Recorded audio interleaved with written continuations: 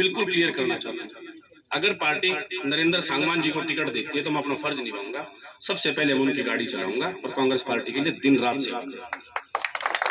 और सौभाग्य से अगर आपके बेटे को और आपके इस भाई को टिकट का मौका मिला तो गाड़ी फिर भी मैं चलाऊंगा कि मेरे से वो रिश्ते में बड़े हैं, फिर उन्हें साथ बिठा दूंगा।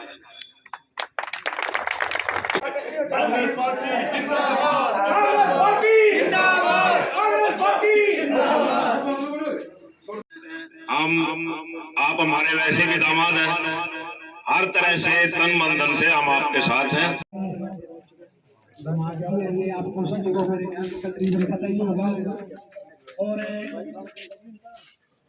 2024 में जैसे इलेक्शन आपने सभी ने पता, विधानसभा के लोकसभा के सिरपा आ चुके हैं और आपने सभी ने अपनी एक अनमोलक वोट और सपोर्ट नोट तो खैर इनके पास मालिक की कृपा था, बतेरी वर्ष हो रही वोट और सपोर्ट करके एक अपनी अनमोलक वोट देके इनको कामयाब बनाना। और हमारे गाँव माड़ा का भी बहुत गर्व हो जाएगा भाई, हमारा रिश्तेदार या दामाद भाई MLA या विधायक या के नाम मंत्री बन गया। भारत माता की। शब्द तो शायद मेरी डिक्शनरी में कम पड़ जाएंगे, क्योंकि मैं तो क्या, मेरी तो अगली जनरेशन भी आप लोगों की विशेष तौर पर ऋणी है। विशेष तौर पर ऋणी ऐसे है कि हमारी संस्कृति का जो सबसे बड़ा जुड़ाव है, हमारी भारतीय संस्कृति, हमारी पारिवारिक संस्कृति और हमारी सामाजिक संस्कृति, उस संस्कृति के तहत मैं आप लोगों का ऋणी हूँ और आप लोगों से बंधा हुआ हूँ, जुड़ा हुआ। कुलदीप छोटे भाई से मेरी बात हुई, रिश्तेदारों से बात हुई कि जी शुरुआत आप एक बार यहाँ से करो, तो विशेष तौर पे आज मैं जो पत्रकार साथी और बंधु आए हुए हैं इस पवित्र भूमि गांव भगवानपुर भूसड़ी में आपका स्वागत करते हैं। मेरे पिता समान बुजुर्गों का और मेरी मातृशक्ति का मैं हाथ जोड़ के प्रार्थना करता हूँ, आपके चरणों में प्रणाम करता हूँ। और सारे युवा साथी इस गर्मी के समय में और काम के समय में, आज कुछ साथी वहां पे भी गांव से वहां जा रहे हैं, परंतु उसके बावजूद भी लगभग हर परिवार से कोई ना कोई सदस्य यहाँ उपस्थित हुए हैं। आप सभी का मैं इस मंच के माध्यम से धन्यवाद करता हूँ, आभार व्यक्त करता हूँ। और साथ साथ आज की जो मेरी प्रार्थना है, मैं वो प्रार्थना लगाने के लिए आप लोगों के समक्ष आया हूँ।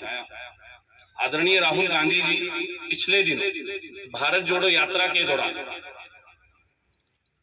कश्मीर से लेकर कन्याकुमारी तक उन्होंने पैदल यात्रा करके देश में एक अलख जगाने का जो प्रयास किया है, देश के युवाओं का, देश की मातृशक्ति का और आम गांव में बसने वाले किसान आदमी का और मजदूर का हाथ से हाथ जोड़ो अभियान जो चलाया, उस विषय में हम आपके पास आए हैं और एक प्रार्थना करने भी आए हैं कि समय कम नहीं है, करार घर के बाहर, ये तो हमारी हरियाणवी कहावत है। अगर हम लोकसभा के चुनाव की बात करें तो मुश्किल से 12 महीने का समय बचा है, और अगर हम विधानसभा की बात करें तो 18 महीने का समय बचा है। ये कब बीत जाएंगे पता नहीं चलेगा। इसीलिए उन्होंने भारत जोड़ो यात्रा समाप्त होने के तुरंत बाद ही हाथ से हाथ जोड़ो अभियान की। उसका कारण क्या है कि देश ने आजादी के बाद 3 युद्धों को देखा है। एक चाइना के साथ युद्ध हुआ है, 2 पाकिस्तान के साथ युद्ध हुआ है। मेरे ख्याल हर आदमी जानता है 3 युद्ध झेलने के बावजूद भी कभी भी भारत की अर्थव्यवस्था के ऐसे हालात नहीं हुए कि उन्होंने रिजर्व बैंक ऑफ इंडिया का पैसा अगर भारत सरकार को निकालने की जरूरत पड़ी हो, या LIC का पैसा भारत सरकार को निकालने की जरूरत पड़ी हो। ऐसा 8 सालों में ऐसा क्या हुआ है कि अनपढ़ आदमियों के हाथ में ये सरकार चली गई है, ये राज चला गया है कि इन 8 सालों में ना भारत ने कोई युद्ध देखा है, ना भारत के कोई ऐसे हालात हुए हैं, लेकिन उसके बावजूद भी देश का खजाना लुटा दिया जा रहा है। और वो देश का खजाना लुटने का सीधा सीधा असर अपने को आज नजर नहीं आ रहा, लेकिन मैं बताता हूँ कैसे होता है। आप देखिए कि रिजर्व बैंक का पैसा खत्म हो गया, LIC का पैसा खत्म हो गया, तो रिजर्व बैंक ऑफ इंडिया ने अपने रेपो रेट बढ़ा दिया। रेपो रेट क्या बोलते हैं, जिससे आपकी किस्त बढ़ जाती है। आपने कोई मोटरसाइकिल बैंक से लोन पे ली है, या किसान क्रेडिट कार्ड जो आपके बने हुए हैं, वो पिछले 3 महीने में 2 बार बढ़ चुकी है। और आने वाले समय में जो अच्छे जानकार अर्थशास्त्री हैं, वही लोग ये कहते हैं कि आने वाले समय में रेपो रेट और बढ़ेगा। उस रेपो रेट से क्या होगा कि हमारी किस्त बढ़ेगी। अब अडानी ने जो पैसा मार लिया, जिन विदेशों में वो कंपनी रजिस्टर हुई है, वहां ना तो कोई एम्प्लॉइज है ना कोई दफ्तर है। अब वो पैसा पूरा कहां से होगा? आपकी और हमारी जेब से। हर कोई व्यक्ति उसमें देनदार आ जाएगा, चाहे किसी की 100 रुपए किस्त पड़े, चाहे किसी की 500 किस्त पड़े, चाहे किसी की 200 किस्त पड़े। हर आदमी दोबारा देश का खजाना भरने के लिए उस चीज पे जा रहा है, वो कहीं ना कहीं हमारा नुकसान है। और ये सरकार आई है, हम कहते हैं कांग्रेस पार्टी किसी ना तो व्यापारी की दुश्मन है ना व्यापारी के खिलाफ है। कहीं बीजेपी के लोग कह देते हैं कि जी हमारे देश के व्यापारियों का नाम विदेश में हो रहा है, तो कांग्रेस वालों को समस्या क्या है? कांग्रेस वालों को कतई समस्या नहीं है अगर हमारे देश के किसी व्यापारी का नाम विदेश में होता है। लेकिन अगर देश के आम आदमी का पैसा, देश का रिजर्व पैसा, जैसे पिछले दिनों कोरोना आया, क्या आपका किसी एक व्यक्ति को हाथ उठा के बता दे किसी का बिजली का बिल सरकार ने माफ किया, किसी का कोई पानी का टैक्स, किसी का चूल्हे का टैक्स या प्रॉपर्टी टैक्स किसी का माफ किया? आपको कोई बिजली का बिल छोड़ा है इन्होंने? आप बताओ। उल्टा कीमतें बढ़ी है, हमारे सबके व्यापार खत्म हो गए, हमारी किसान की फसल कैसे रुड़ी है, हर फैक्ट्री बंद हो गई, किसी मजदूर को कोई दिहाड़ी नहीं मिली। लेकिन सरकार ने ना अपने टैक्स छोड़े ना बिजली का बिल छोड़ा। जब सरकार का कुछ गया ही नहीं, उल्टा और रिजर्व पैसे से भी पैसा अपने पूंजीपति दोस्तों को दे दिया, तो इसमें नुकसान कहीं ना कहीं हमारा ही हो रहा है। और दूसरी बात, हमारे कुछ मजदूर साथी भी यहाँ बैठे हैं, कई बार हम कहते हैं हमें धार्मिक उन्माद में, जातिवाद में हमें लड़वाने का प्रयास कर रहे हैं। अब ये आपके आरक्षण के ऊपर भी इन्होंने चोट पहुंचाने का काम किया है। आप सोचोगे ये आरक्षण को तो इन्होंने छेड़ा नहीं, इन्होंने सुप्रीम कोर्ट में हलफनामा दे दिया। बाबा साहब भीमराव अंबेडकर जी ने संविधान में लिख के गए थे कि हर गरीब को समानता का अधिकार मिले, हर मजदूर को समानता का अधिकार मिले, हर किसान के बेटे को हर सरकारी नौकरी में अधिकार मिले। परंतु आप देखिए इन्होंने सरकारी महकमे खत्म कर दिए। आप देखिए, सपोज मैं रेस्टोरेंट चलाता हूँ, अंकल जी खड़े हैं, इन्होंने कोई, मैं कहता हूँ कोई फैक्ट्री लगा ली, ये कपड़ा बनाएंगे, कपड़े की फैक्ट्री लगा ली, कपड़ा बनाने की, किसी ने शैलर लगा लिया, किसी ने कोई जूता बनाने की फैक्ट्री लगा ली, किसी ने कोई ऐसी फैक्ट्री लगा ली इसके अंदर के 50 से 100 आदमी कर्मचारी काम करते हैं। लेकिन हम प्राइवेट आदमियों के ऊपर किसी किस्म का कोई मापदंड नहीं है कि हमें कितने रिजर्व जाति के बच्चे लगाने हैं, कितने गरीब जाति के बच्चे लगाने हैं, कितने माइनॉरिटी के बच्चे लगाने हैं, वो हमें देखना है। हम अपने आप देख लेते हैं, हमें जो पसंद आया वो लगाते हैं। हमारे ऊपर आरक्षण का किसी किस्म का कोई दबाव या किसी किस्म के कानून के दायरे में नहीं आते। लेकिन अगर सरकारी महकमों में कोई भी नौकरी निकलती है तो उसमें निश्चित तौर पे बाबा साहब को आज हम नमन करते हैं। मैं उनको याद करता हूँ कि कैसे उनकी दूरगामी सोच थी, उनकी लंबी सोच थी कि उन्होंने संविधान में ये लागू कराया था कि कहीं भी अगर सरकारी नौकरी लगेगी, आम गरीब के बेटे को, आम किसान के बेटे को, आप मजदूर के बेटे को, आम पिछड़े पिछड़े वर्ग के बेटे बच्चों को रोजगार मिले।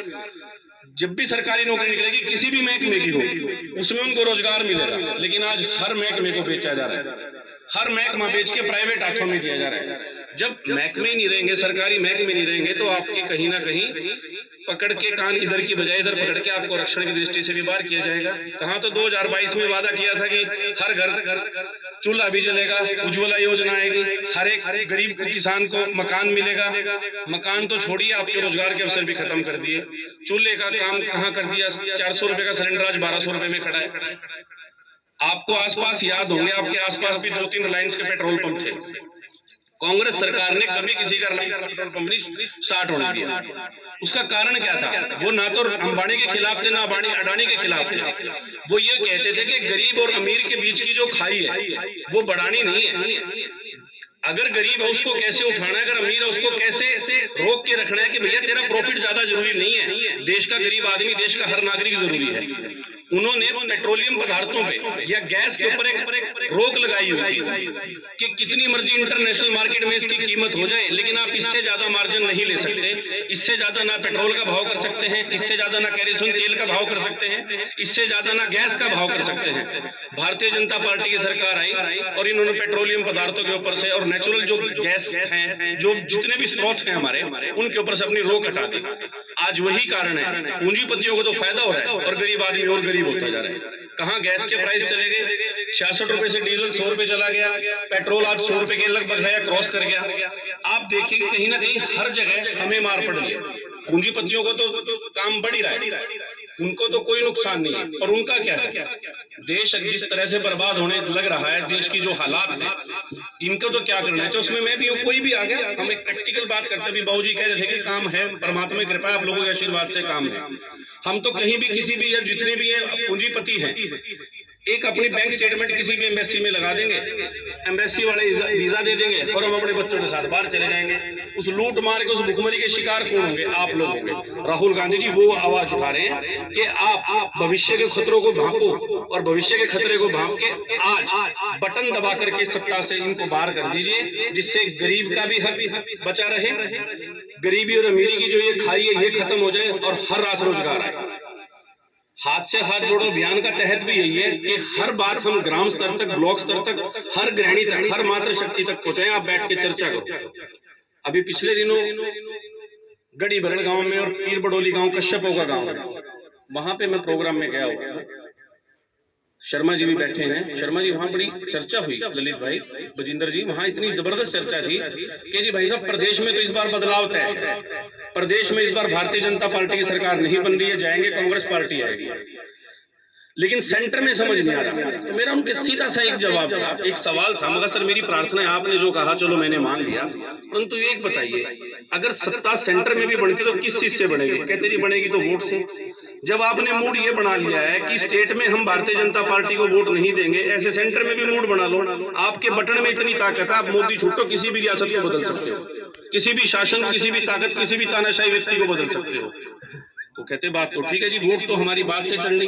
और हमारी हरियाणा की तो एक कहावत है, जब बात आती है हुजूम की, जब बिल्कुल पीक समय होता है, जब पूरा समय आता है, बोला कोई बात नहीं देखी जागी कर दे, देखी जागी कोई बात नहीं कर दे, और जब वो काम कर दे तो बोले ओले भाई, तो उस ओले भाई सर देखी बाजी कर दे, देखी जाएगी कर देगे, गैप को समझना होगा। चुनाव के समय में कोई जाति के नाम पे आपको लड़ाएगा, कोई धर्म के नाम पे लड़ाएगा, कोई ग्राम के नाम पे लड़ाएगा, कोई यूं भी कह देगा चल गुफी तो यार आप लोगों का ब्याह रखा, इसी करके आप उसकी बेटे की इतनी वो कर रहे हो, लेकिन भाई ना हमने तो बीजेपी देनी पड़ेगी, फलाने फलाने आदमी का वोट देनी पड़ेगी। उस टाइम तो आप कह देगा देखी जागी कर दे, फिर को बोल ले भाई, क्योंकि सुननी आपकी किसी ने है नहीं। मेरा तो कम से कम आप कान पकड़ सकते हो, मैं इतना आपको वादा दिलाता हूँ। और आप जितना बुला करके मुझे जो सम्मान देते हो, उस पगड़ी पे कभी आंच नहीं आने दूंगा, इस चीज का वादा करता हूं। और साथ साथ एक प्रार्थना भी करने आया हूं, वो ये प्रार्थना करने आया हूं कि मित्र प्यारे रिश्तेदार इंसान के पंख होते हैं, उनके बिना व्यक्ति कुछ भी नहीं है, मैं अकेला तो कतई कुछ भी नहीं है। चुनाव के जब वो 30 दिन आते हैं, किसी का भाई आ जाता है, किसी का भतीजा, किसी का जमाई, किसी का मामा, किसी का भांजा, समझ ही नहीं आती कि यार किसके कहने से वोट दे, किसके कहने से नहीं। लगभग 2 साल पहले मैंने चुनाव में अपनी दोनों हाथ जोड़ के जोड़ी करनी आपके सामने इस करके शुरू करी है कि उन 30 दिनों में मुझे आप नजर आ रहे हैं, चुनाव में नहीं नजर आ रहे, तो मुझे ये लगने लगेगा कि हाँ मेरे साथी वहाँ काम कर रहे हैं, वो काम कर रहे हैं। अगर हम नहीं भी मिलेंगे तो भी मुझे एहसास होगा कि बाबूजी के परिवार में आ जाया हूँ, इस घर में आ जाया हूँ, उस भाई को मैं आज मिला हूँ, कुलदीप ने आज इतनी मेहनत की है, सुमित ने की है, चांद जी ने की है, बड़ौदा का भी मेरा ब्लॉक समिति का मेंबर गांधी भाई आ रहा है, सुनील भाई बैठे, सारे चुने हुए प्रतिनिधि भी बैठे हैं। तो मैं आप लोगों का ऋण तो मैं कभी शायद ना उतार पाऊं, लेकिन ये जरूर वादा करता हूं कि जो आपके आदेश होंगे उसको शीश झुका के स्वीकार भी करूंगा, आपके सामने अड़के खड़ा रहूंगा। और जो मैंने बात कही है कि मित्र प्यारे रिश्तेदार ये आदमी के पंख होते हैं, मैं बड़ा सौभाग्यशाली हूं कि घरोंडा विधानसभा से अगर मैंने चुनाव की तैयारी की है तो उसके पीछे एक मेरा कारण भी है कि मैं यहाँ जमीन से जुड़ा हूं। जिस माँ ने मुझे जन्म दिया, जो मैं तो कहता हूं कि मैंने जीवन में कभी माँ बाप को नहीं, भगवान से कम का दर्जा कभी नहीं दिया। मैंने कभी जीवन में भगवान नहीं देखा, और लाइव में कहता हूँ आपने भी नहीं देखा होगा। हमारे माँ बाप ही हमारे भगवान हैं, हमारे गार्डियन, हमारे चाचे ताऊ हमारे भगवान है, जिनके कंधों पर बैठ के हमने इस दुनिया के नजारे देखे हैं, जिन्होंने हमें जन्म देके पाल पोस के बड़ा किया है, जिनकी उंगली पकड़ के चलना हम सीखे, वही हमारे भगवान है। तो सौभाग्य से मेरी माता जी भी रायपुर जटान से है, जो सौभाग्य से घरोंडा में पड़ता है। मेरे माँ में तो घरोंडा विधानसभा में ही, मेरे बच्चों के माँ में आपके इस गांव से ही, तो मैं उसके लिए भी बड़ा आभारी हूँ। सिस्टर मेरी एक दक्षिणा मैरिड है, एक सेकपरा सुहाना, सांगवान साहब हमारे बहनोई हैं, बुआ जी हमारी एक मोपरा गांव में है, तो 2 मेरी सगी मौसी घोगड़ी पर में है। चारों तरफ से मैं रिश्तेदारी में भी बंधा हूँ और भाईचारे में भी बंधा हूँ। साथ में मेरे आपके गुआंढी भाई मेरे बड़ौते के साथी आ रहे हैं, दक्षिणा के पूर्व सरपंच के भतीजे वीरेंद्र संधू जी बैठे हैं, फुसगढ़ गांव से राजपाल लाठा जी डायरेक्टर शुगर मिल हैं, विनोद सांगवान जी शेखपुरा गांव से हैं, तो सभी साथी हैं, सत्यवान संधू साहब आए हुए हैं, हम कहीं ना कहीं जुड़े हुए हैं, आप लोगों से बाहर नहीं जा सकते, ना हमारी ताकत है। और इस बार जो मैंने ये प्रयास किया है, ये मेरे अकेले का प्रयास नहीं है। सभी भाईचारे ने मुझे ऐसा आदेश किया है, पूरे संगठन ने ऐसा आदेश किया है कि जो गलती 2019 में हुई है कि आप लोगों ने चुनाव नहीं लड़ा, इस बार ये पूरा प्रयास किया है कि आप बताइए जी आप क्या करते हैं। मैं अकेला कुछ नहीं कर सकता। आप लोग अगर मुझे हाथ उठा करके आशीर्वाद देंगे तो मैं ये ताकत कर सकता हूं, और उसके कड़ी में आज आपके पास आया हूं। और मेरे ख्याल ऐसा मेरा घरोंडा विधानसभा का तो पहला प्रोग्राम होगा जिसमें मेरे पत्रकार साथी भी आ जाए। मैं आपका शीश झुका के अभिवादन भी करता हूं कि जहां से मैं क्लियर करता हूं कि 2024 का चुनाव हमने निश्चित तौर पे भाईचारे की सहयोग से और आप बुजुर्गों के आशीर्वाद से हमने लड़ने का फैसला लिया है। और आपके आशीर्वाद से और सहयोग से कांग्रेस पार्टी ने भी मुझे बड़ी एक हिम्मत देकर के भेजी है कि बेटा इस बार चुनाव आपने लड़ना है, लेकिन टिकट लेके आ जाए और मैं भाईचारे के बीच में ना रहूं। मैं उस किस्म का व्यक्ति और आपका बेटा ऐसा तो नहीं है।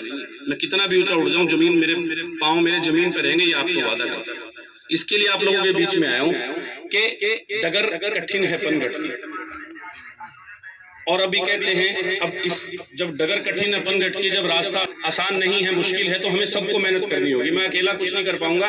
आप लोग मुझे अगर विश्वास दिलाएंगे तो हर व्यक्ति का आपके आसपास के गांवों में, आपके आसपास के परिवारों में एक प्रभाव होता है। आप लोग अगर हिम्मत करेंगे तो निश्चित तौर पर मंजिल दूर नहीं है। और आप लोग अगर ताकत दोगे, कुलदीप भाई साहब भी खड़े हैं बड़ौदा से आए हैं, आपका भी स्वागत है। तो आप लोग अगर आप साथ दोगे तो निश्चित तौर पे मैं कहीं किसी किस्म की कमी छोड़ने वाला नहीं। और राजनीति में मैं दो चीजें समझ के चला हूं, कान और छाती मैंने मजबूत कर लिए, कमर आप लोग संभाल। ये राजनीति और समाजशास्त्र एक सिक्के के दो पहलू हैं। भगवान शिव की बारात में आपने देखे होंगे दैत्य, असुर और देवतागण सभी के सभी सम्मिलित थे, क्योंकि सृष्टि है ये। मैं आज आपके पास गांव में आया हूं, हो सकता है कोई मेरे से इसी वजह से नाराज होकर मैं वहां गया, दूसरी जगह चलेगा तो वहां गया। आपकी गांव की अगर किसी किस्म की भगवान ना करे कोई बात हो, उसको बुला करके भाईचारा एक जगह संगठित करके, जात बरादरी और धर्म के अनुवाद से ऊपर उठ करके, जिस तरह के भाजपा ने हर जगह हर ब्लॉक स्तर पे जहर घोल दिया है, उससे ऊपर उठ करके आप अपने बेटे को, अपने भाई को आशीर्वाद देना, ये मेरी प्रार्थना है। मेरी मातृशक्ति भी खड़ी है, आपको मैंने विस्तार के बताया। कहीं कोई ऐसा शब्द मेरे मुंह से अगर निकल गया हो जो किसी भी व्यक्ति है, जो मेरे किसी भी बुजुर्ग या मेरे किसी युवा साथी के लिए अगर आपको लगा है कि वो ठीक नहीं है, तो मैं हाथ जोड़ के माफी भी मांगता हूं। और आने वाले 2024 के चुनाव के लिए आप लोगों के सामने दोनों हाथ जोड़ के प्रार्थना करने आया हूं कि अब ये काम आपका है, आप लोग संभाल लेना। आपके आसपास गाँव में एक व्यक्ति अगर 5 वोट भी तैयार करेगा, मैं कहता हूँ 3 वोट भी तैयार करेगा, तो मुझे नहीं लगता कि मंजिल होगी। अगर आप लोग आदेश करें तो क्या मैं 2024 का बिगुल फूंक सकता हूं? कांग्रेस पार्टी ने निश्चित तौर पे मुझे इस किस्म का आश्वासन दिया है। एक और कहीं जगह, हर जगह मैं कहीं जाता हूं तो मुझे एक बात आती है कि भूपी के जिया जी हैं नरेंद्र सांगवान जी, कहीं ऐसा ना उनको कुछ फर्क ना पड़े। मैं भली बात ही जानता हूँ, हमारी संस्कृति में बहनोई का रिश्ता बड़ा पवित्र रिश्ता और बड़ा रिश्ता है। मैं आपको बिल्कुल क्लियर करना चाहता हूँ, अगर पार्टी नरेंद्र सांगवान जी को टिकट देती है तो मैं अपना फर्ज निभाऊंगा। सबसे पहले मैं उनकी गाड़ी चलाऊंगा और कांग्रेस पार्टी के लिए दिन रात से। और सौभाग्य से अगर आपके बेटे को और आपके इस भाई को टिकट का मौका मिला तो गाड़ी फिर भी मैं चलाऊंगा कि मेरे से वो रिश्ते में बड़े हैं, फिर उन्हें साथ बैठा। किसी भी किस्म की कोई भी गैप बीच में हमारे बीच में ना रहे। कोई साथी गांवों में या किसी कॉलोनी में या किसी ब्लॉक में बैठ के अगर बात करते हैं कि यार भूपी और नरेंद्र का क्या रहेगा, तो आप लोगों के बिना ना तो भूपी कुछ है, ना नरेंद्र सांगवान जी कुछ है, ना कांग्रेस पार्टी कुछ है। हम टिकट लेकर के आ जाते हैं और अगर बात भाईचारे में बैठ के नहीं करी तो कोई फायदा नहीं होता। बन के लोग चले जाते हैं और फिर आके कोई पूछता नहीं। मैं आप लोगों से कम बाहर नहीं जा सकता, मैं तो वैसे भी 3 पुश्तों से जुड़ गया हूं।